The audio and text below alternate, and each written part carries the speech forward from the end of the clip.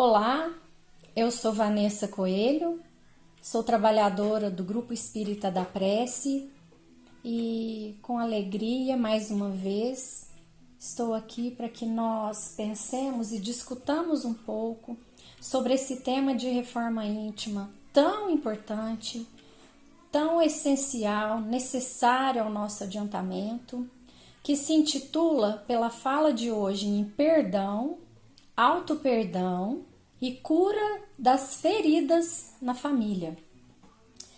Eu inicio essa fala pensando através de uma frase de Mahatma Gandhi, quando ele nos fala que o olho por olho deixa todo mundo cego. Então, os primórdios do nosso pensamento aqui, e estudando um pouco esse primeiro tópico da fala de hoje, nós vamos entender um pouco mais sobre a questão do perdão. No dicionário nós vemos que perdão é a remissão da pena ou da ofensa ou de dívida. É também uma desculpa ou um indulto.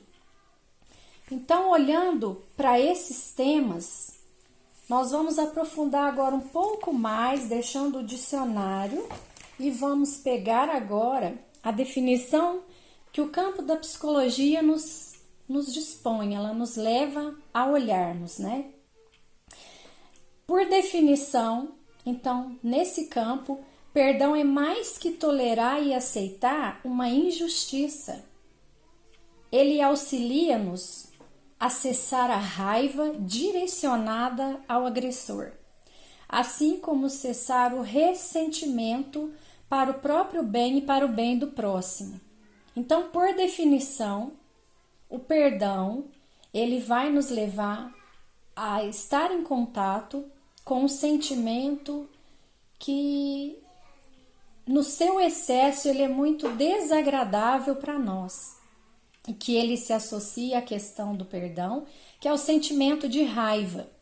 E o repensar, o debruçar exaustivamente dentro desse tema, faz com que nós sintamos o ressentimento, né? Ressentir é ficar por muito e muito tempo percorrendo a mesma estrada, sentindo raiva, ressentimento, nos sentindo injustiçados. A psicologia nos mostra também que perdoar não ocorre de forma acidental ou aleatória, né? Ela é a resultante de uma escolha ou de uma decisão por nós tomada. Ela não gera necessariamente o esquecimento, nem tampouco minimiza ou justifica o comportamento do agressor. Então, muitas vezes a gente aprende que para se perdoar é preciso esquecer. Basta você perguntar à mãe de alguém que foi assassinado se mesmo com o auxílio do perdão, que vai trazer grande alívio para o coração, essa mãe consegue esquecer o assassinato do seu filho. Basta perguntar para uma vítima de violência sexual se mesmo quando ela perdoa o seu agressor ou agressora, ela está necessariamente se esquecendo do evento. A única possibilidade real de esquecimento é que nós, ao perdoarmos, nós nos desconectamos das emoções negativas relativas à ofensa. Então, nós, ao pensarmos, ao relembrarmos o evento, nós não sentimos mais raiva, ódio, sentimento de vingança, o rancor na sua máxima dentro da nossa vivência. Então, é isso que é possível dentro do campo do perdão. Esquecer ou nos desvencilhar dessas emoções. Não o esquecimento do evento em si, que seria ferir um princípio biológico, né? Que isso está no nosso contexto, na nossa memória, na nossa humanidade. É impossível às vezes, e isso vai ser naturalmente proporcional à severidade da ofensa, né? E ao tempo que eu me disponho a trabalhar nesse assunto. Então, biologicamente não tem como eu esquecer algo. Nesse sentido, a proposta de alguns dos campos da psicologia é que nós trabalhemos o erro no sentido de identificar essa raiva, depois nós, num segundo momento, partimos para a decisão do perdão, para o trabalho que nós vamos realizar para perdoar aquela ofensa sofrida e o abandono desses sentimentos negativos, né? Necessariamente, perdoar não sugere que nós reconciliemos com o nosso agressor. Inclusive, isso acontece muitas vezes, né? O perdão de alguém que já morreu, por exemplo. É impossível a reconciliação. Então, não é uma condição essencial que para perdoarmos nós nos reconciliemos com o nosso agressor, por várias razões. Um outro campo sugestivo, né, do olhar da psicologia para o perdão vem com os estudos da psicologia positiva na figura de Martin Seligman, que ele, digamos assim, é o difusor maior da psicologia positiva, e essa psicologia, que ela é um desdobramento, né, da grande árvore psicologia em geral, é recente, data do final da década de 90, e ela traz por princípios, né, o que a psicologia positiva estuda? As emoções positivas, os nossos traços positivos, que são as habilidades que nós temos, os recursos que dispomos, né, de maneira a nós trabalharmos tudo aquilo que nos incomoda, e também, dentro desse contexto positivo, instituições positivas. Então, dentro da psicologia positiva, há um olhar muito expressivo para a questão da democracia, da liberdade de expressão, em repousar em relacionamentos familiares saudáveis, e aqui eu não estou fazendo menção a relacionamentos familiares perfeitos, né? Saudáveis no sentido de, sim, exercício dessas relações de uma forma mais positiva, de uma forma mais intensa e com consequências emocionais favoráveis. Dentro dessas possibilidades e traços positivos, essa teoria da psicologia positiva nos mostra que nós temos 6 forças, né? 6 virtudes principais, 6 forças de caráter, que a saber são a sabedoria, a coragem, a humanidade, a justiça, a temperança e a transcendência. E dentro dessas 6 forças de caráter, nós vamos encontrar virtudes que amparam todas elas e nos ajudam enquanto indivíduos a caminharmos melhor. Então, o perdão dentro, né, dessas forças de caráter, enquanto virtude, se encontra dentro da força temperança. Então, ao desenvolvermos, né, o perdão, nós vamos nos fazendo indivíduos melhores, psicológico, emocional, espiritualmente mais saudáveis. E Seligman entende o perdão como uma maneira de reescrever o passado nos seus sentimentos negativos. Eu retiro isso, aumentando a possibilidade de usufruir de emoções mais positivas, embora eu não possa apagar o meu passado. Então, mesmo que ainda eu sofra com a situação ocorrida, isso não significa também que eu não seja capaz ou não esteja já numa situação de perdão. Outros estudos também dentro da área psicológica vão de encontro ao que a doutrina espírita coloca em termos da lei de sociedade. Então, esses estudos, eles revelam que há uma vantagem evolutiva adaptativa quando os indivíduos de uma sociedade eles conseguem perdoar, porque isso vai auxiliar nos processos de preservação da estrutura social. Então, através, né, da virtude do perdão, nós vamos nos desenvolvendo dentro das sociedades e evoluindo com ela. Então, aí vai mais um ponto de encontro da doutrina espírita com as ciências psicológicas. Bom, e a partir de agora nós vamos trazer para o campo efetivamente do que é sentir, do que é viver o perdão e de formas como nós podemos trabalhá-lo, né, a fim de eliminá-los do nosso cotidiano. Como é que a gente desenvolve, né, e se movimenta dentro do ciclo do perdão e do auto-perdão? Então, esses caminhos, eles vão nos mostrar a grandeza e a grande paz que vamos sentindo quando nós conseguimos resolver essas questões. A primeira coisa que nos afeta, né, quando nós identificamos um erro por nós cometido, e aí vamos pensar mais um pouquinho em auto-perdão, é o remorso que sentimos, né?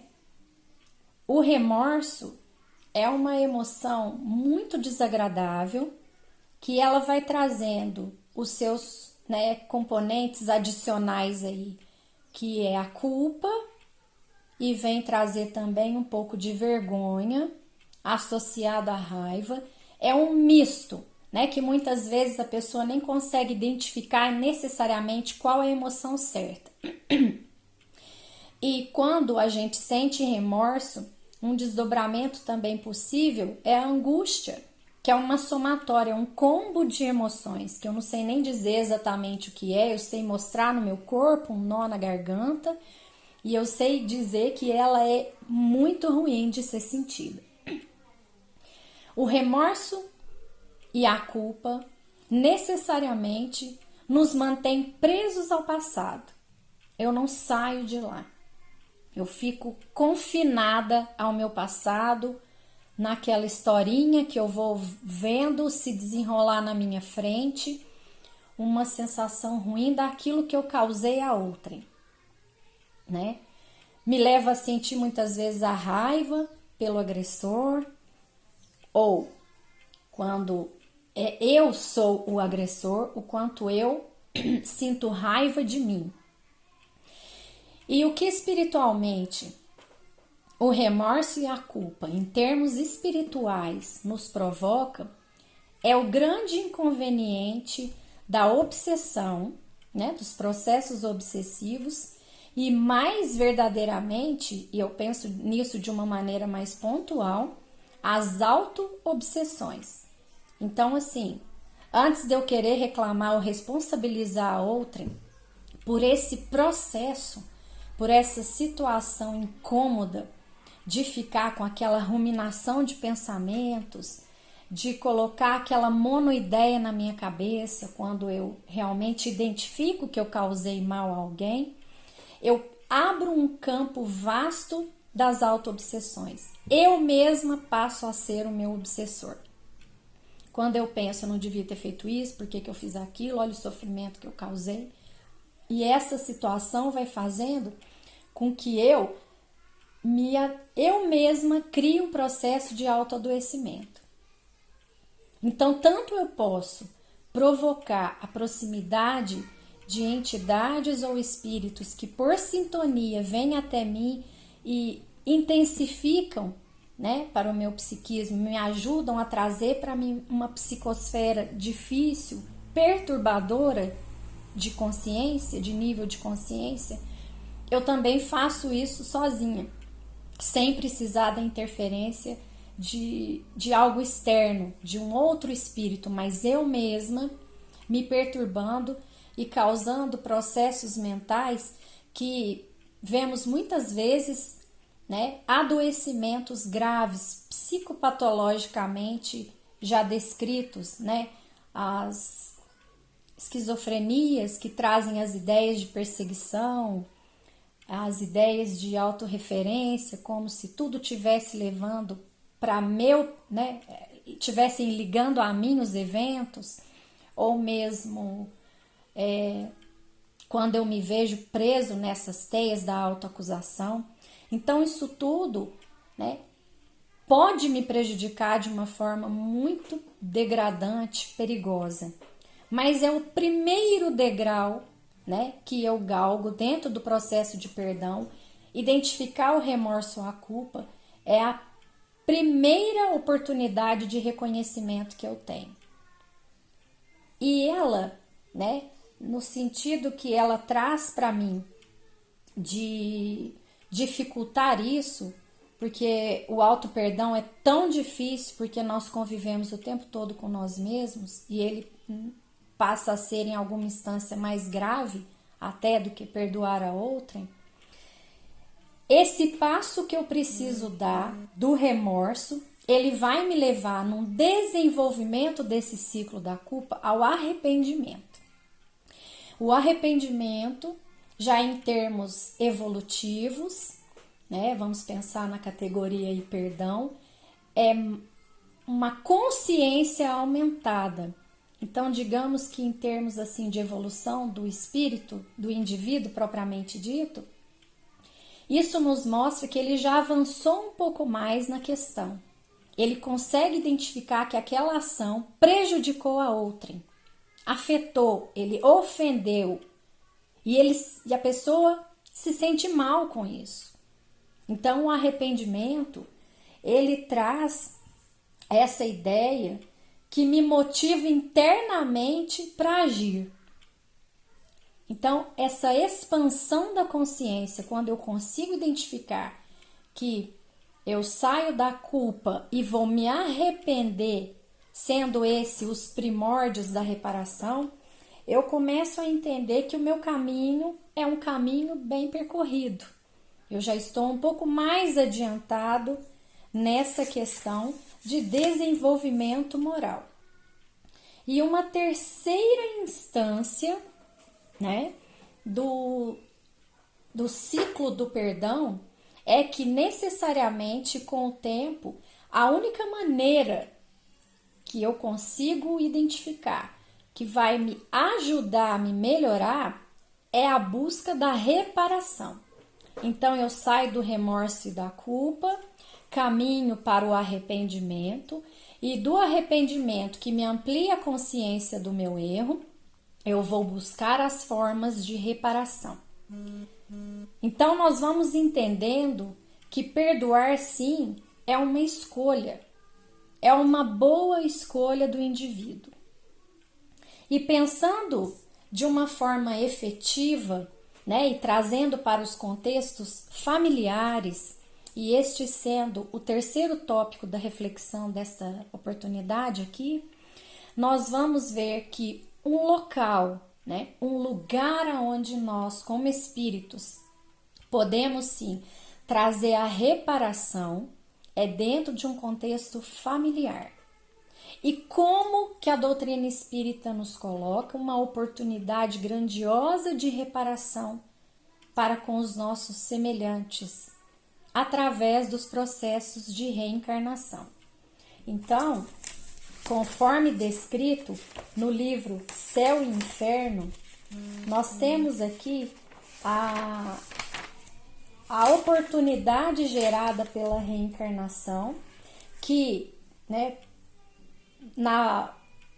numa acepção bem literal, né, do capítulo 7, está dentro do capítulo 7 de Céu e Inferno, a necessidade da reparação é princípio rigoroso de justiça como verdadeira lei da reabilitação, a reabilitação moral dos espíritos, reparar o mal provocado.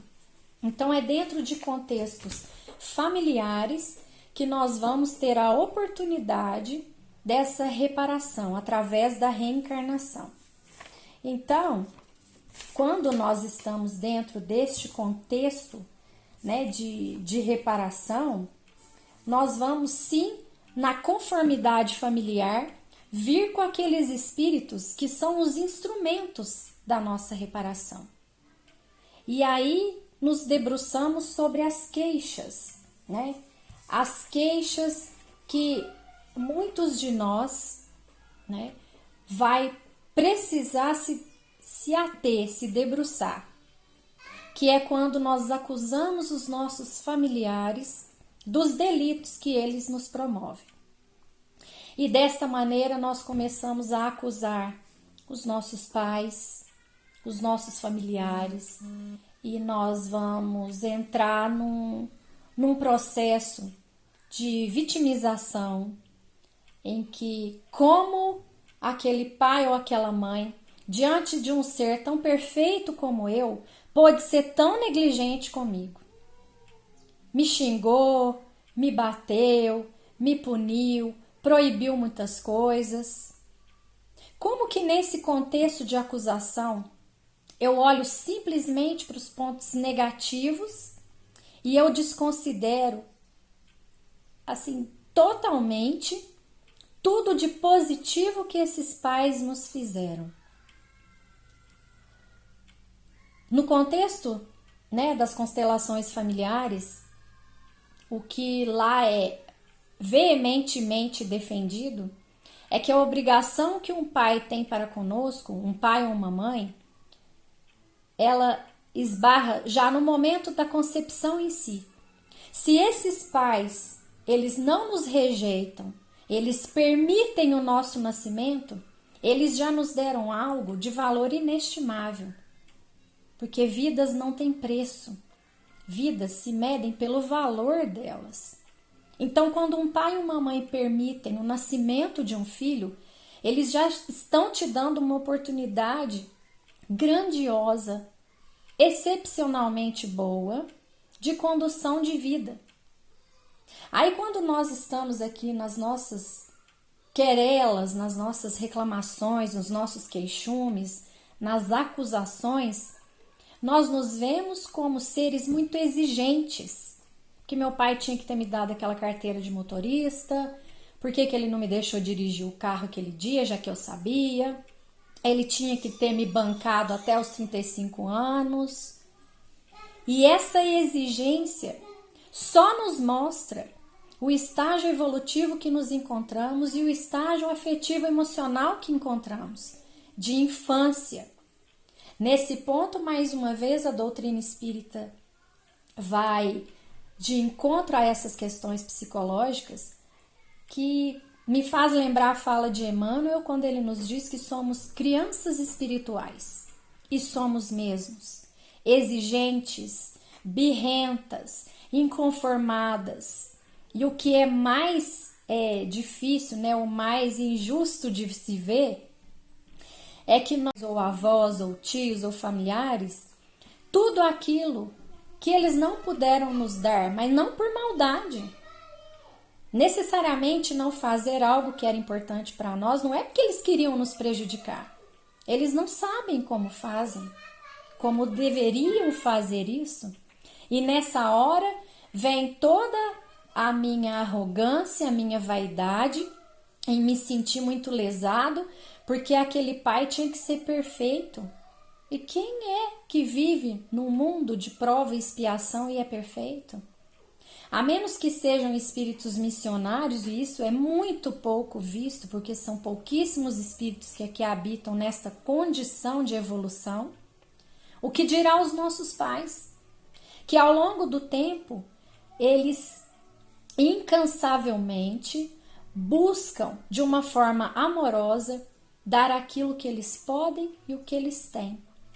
E nem sempre quando essa falta é revelada a nós, ela vem no sentido de uma punição. Eu já vi muitas vezes casos de pessoas que não deram aos seus filhos tudo o que puderam, e essas pessoas, ao longo do processo resiliente, né, de se adaptar sem perder a sua configuração original, de se dar muito bem na vida. A pessoa consegue resolver problemas, tomar decisões, torna-se independente muito cedo na vida, através de faltas. E quando eu fico exigente dentro do processo, brigando com meu irmão, odiando o meu irmão, quando o caso não é com os pais, é com o irmão, né? Eu reclamo, eu tenho inveja dele, eu me desdobro nessa ruminação, nessa tempestade mental, que só me faz me sentir vítima. E vítimas não crescem. E vítimas não se tornam adultas. Vítimas não têm lugar ao sol, vítimas não conseguem ganhar. A vida de uma pessoa reclamante e exigente é uma vida cheia de pontos cegos, de falhas. A pessoa não consegue afetivamente se identificar, ela traz para si relacionamentos tormentosos, afetivamente ela está sempre carente. As vítimas, elas não trabalham, elas não conseguem o trabalho direito. As vítimas, elas têm problemas de ordem relacional diversa. Então, toda vez que a gente olha para a gente com dó de nós mesmos, e esse dó, ele nos prejudica, ele nos afunda num mar de autopiedade, eu não vou conseguir crescer. Eu não vou conseguir fazer o plano reencarnatório, que é um plano de nós regenerarmos as nossas relações e o nosso espírito, florescer, cumprir o seu propósito. E o mais importante nisso tudo é que como que eu vou permitir que essa lei do progresso, por mim mesmo, ela não ocorra? Se eu vou colecionando problemas, quando eu exijo demais, eu acuso demais, por que não pensar nas soluções? Então, se eu pegar, né, a questão de perdoar alguém somente sob um ângulo, e nesse sentido vem a bênção do planejamento divino, que quando prevê a reencarnação, nós temos o véu do esquecimento. E aí nós começamos a olhar, saindo do vitimismo, uma reação e uma relação comum que se observa é que dentro daquele contexto, será que eu sou tão indefeso assim? Será que eu sou tão puro assim, a ponto de eu só receber as injúrias do mundo sem nada ter feito? Por trás desse planejamento, não há uma condição, né? Talvez haja uma condição, não vou falar que é certo em 100% dos casos, mas não pode haver aí a lei de causa e efeito atuando na sua forma mais expressiva? Será que nessa encarnação, com esses sofrimentos, que sim, eles ocorrem, eles não estão diretamente atrelados a um resgate de um passado em que eu pude fazer isso com alguém? Em que eu não aproveitei aquelas oportunidades e eu de alguma maneira eu feri o meu próximo? Então, pensando nessas curas das famílias, meus caros irmãos, nós vamos pensando na grandeza da doutrina, na grandeza desses ensinamentos, que faz com que o perdão nos coloque numa situação de humildade, porque só pode perdoar quem é humilde. E humildade aqui se revela como reconhecer o que é justo. Essa é a definição da humildade. Eu reconhecer o que é justo, porque na verdade eu não sou melhor do que ninguém. Eu não tenho um passado ilibado, um passado sem máculas. E não é questão de autoflagelação, não. Mas dentro dessa perspectiva de que assim como o outro, eu também tenho as minhas contas a ajustar com o meu passado. Numa perspectiva que a psicologia positiva traz, não é ficar preso naquele passado errado. Sou eu olhar para onde eu já caminhei, para tudo aquilo que eu já conquistei e intensificar esses pontos que eu ainda não consigo. Então, desenvolver a virtude do perdão é necessariamente exercer o evangelho na sua máxima, né? Porque o evangelho nos ensina a caminhar no bem, a praticar o bem. Só para ilustrar, dentro do Evangelho segundo o Espiritismo, Eu vou citar somente 2 passagens, mas lá há inúmeras passagens. O capítulo 10 das Bem-aventuranças nos diz que bem-aventurados são os misericordiosos, né? E nos faz lembrar com que direito reclamarás a Deus as próprias faltas, se não és capaz disso por teu próprio irmão. Então, como que eu vou ser misericordioso e pedir a misericórdia divina se eu não consigo ser misericordioso com o meu irmão? No capítulo 12, um capítulo intenso, que confesso a vocês que em algum momento, né, desde que a minha família começou a praticar o evangelho no lar, por 3 semanas seguidas caiu na nossa lição daquele dia, amar os inimigos. E o que nos propõe esse capítulo valoroso sobre os ensinamentos do perdão, que tem a ver com os ensinamentos de que eu não preciso necessariamente conviver, porque dentro de uma relação de ofensas há a falta da confiança e isso nos permite um certo distanciamento. Nós vamos ler dentro desse capítulo: se o amor é o princípio da caridade, amar os inimigos é a sua aplicação mais sublime. Então, amar aos inimigos, praticar o amor, que é um alicerce da lei da caridade, é exercer ou aprender a desenvolver uma das maiores virtudes alcançadas no combate ao orgulho e egoísmo. O amor vem na contramão da vaidade, do orgulho, né? E finalizando a fala de hoje, eu vou trazer uma história que me contaram há um tempo atrás, e essa história é muito pertinente para a nossa reflexão dessa noite. E é uma história que, pelo que eu me lembre, está ligado a uma fala de Humberto de Campos, que é uma das muitas psicografias que Chico trouxe até nós, esse pensamento, os esclarecimentos do mundo invisível. E Humberto de Campos fala, através, né, dos seus relatos, que conta ele que Jesus, no momento da crucificação, ele é avisado que Judas Iscariotes está tomado pelo remorso. E ele está tão arrependido, ele está tão perturbado pela culpa, que ele resolve isso com o suicídio.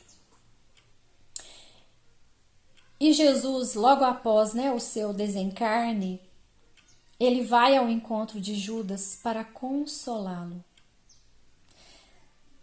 É emocionante a grandeza desse mestre maior, do nosso irmão maior que é Jesus, que dentro de um propósito de trazer à Terra, né, ao nosso planeta, a oportunidade de evolução, ele se coloca à prova desta maneira, e sem a menor, né, culpa, e sem um único registro de um mal que tenha feito a quem quer que fosse, vai atrás, né, daquele que o entregou com um beijo para consolá-lo.